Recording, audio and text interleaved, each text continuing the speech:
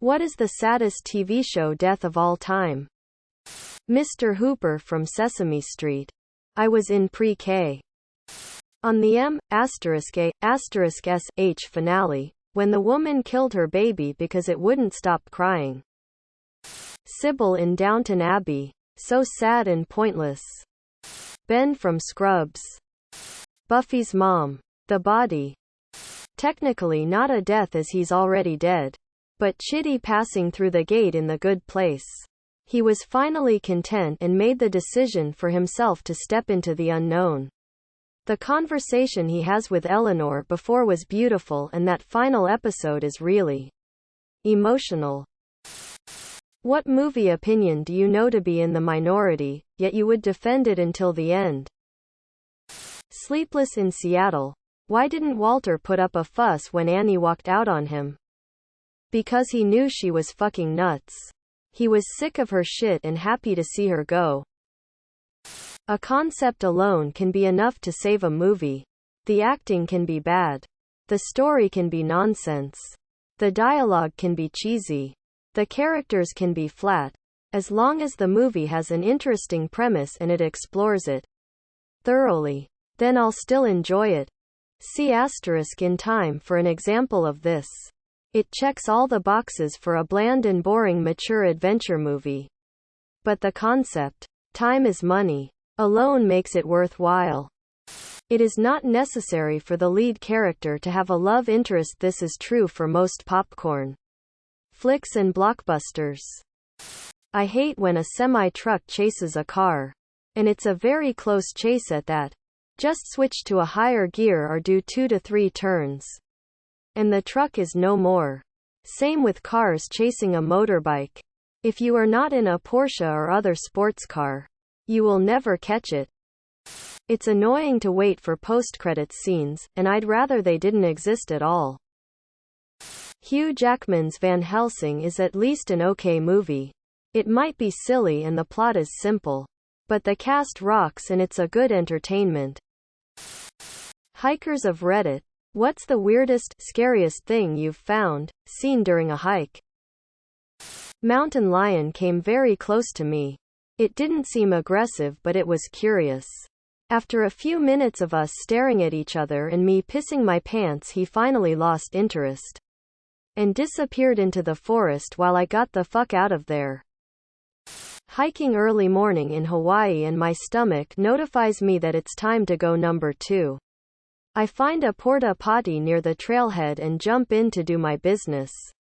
Once complete, I flipped my headlamp on to find the toilet paper, but instead find a huge, 5 inches in diameter, banana spider hanging out in the corner of the porta potty. Trying not to spook it, I slowly reached for the 1-ply. As I do, my headlamp shines on this monster and it proceeds to freak TF out.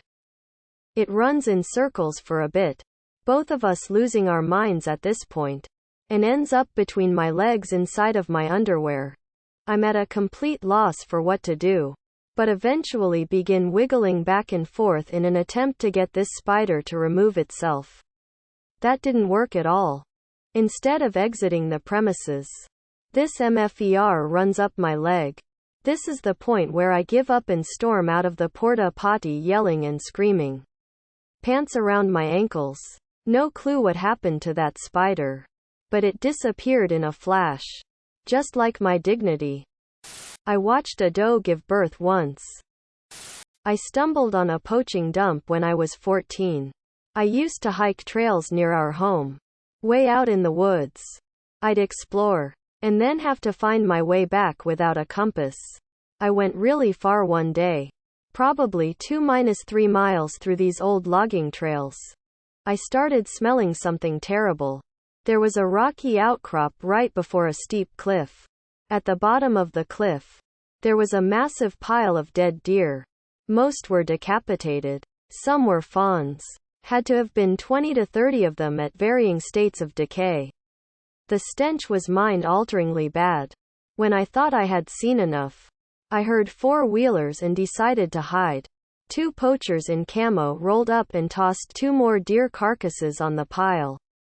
They smoked, talked, and then left after about 10 minutes. I was probably 15 feet from them the entire time, hiding under a hemlock tree. I did not recognize either of them. And I knew absolutely everyone on that entire side of town.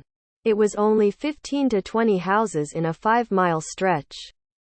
I ran home and told my parents. They didn't believe me. Plus, they didn't know I was running off to those trails. So I got in huge trouble for that. I mentioned it to our neighbor who was big into hunting. He seemed very concerned and brought it up to the game warden.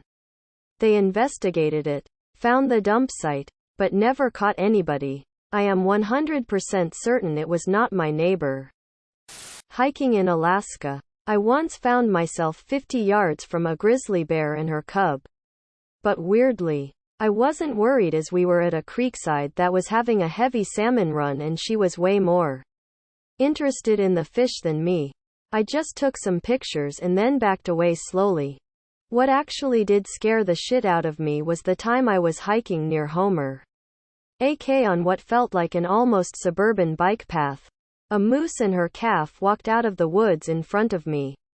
Moose are so huge, they are not like deer at all.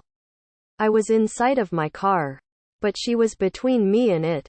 I was hoping she would continue walking, but she decided to stop and eat some of the tall shrubbery along the edge of the path, all the while staring at me. It felt like hours that I stood there frozen until she eventually moved on. But in reality, it was probably only a few minutes. I could vaguely hear some kind of instrument being played. The closer I got, I could make out it was a saxophone. This dude was walking the trail through the woods while playing a fucking sax. I passed him and he said, "Beautiful day for music." Thought I wandered into a Twin Peaks episode. You're a Jedi that has fallen to the dark side. Your name is now Darth what? Darthwing Duck. Darth Brooks. 'Cause I got friends in low places. Darth Helmet. My Schwartz is as big as yours. Darth Garth, Schwing. Darthagnan. I'd go with Darth Vader, so that when I told people, I could watch how angry they'd get as they screamed, "That's already taken. You can't also be Darth Vader." And I'd be like, "Sure I can. There's no rule. And even if there was, I'm a Sith. We don't care about rules." What's a fact about space which will always blow your mind? There are many mind-boggling facts. My favorite one is always cold welding. Due to lack of oxygen, and in consequence lack of corrosion, you can put two pieces of metal together in the vacuum of space, and they will permanently connect, forming a single piece of metal almost instantly. Imagine our entire solar system is the size of a beach ball. And you put that beach ball on a beach on the U.S. East Coast. The closest beach ball to us in the galaxy is on a beach in Portugal. We sent a probe out decades ago and as far as we know, it has only just recently reached the edge of our own beach ball. Space, The Hitchhiker's Guide says, is big. Really big. You just won't believe how vastly, hugely, mind-bogglingly big it is. I mean, you may think it's a long way down the road to the chemist, but that's just peanuts to space. Listen. And so on. The fact it's expanding, like nothingness, is literally getting bigger as we speak. My head can't wrap around it. Pretty much everything you look at isn't even there anymore. That there is enough space between the Earth and our moon to fit in all the other planets. Subscribe, my brothers.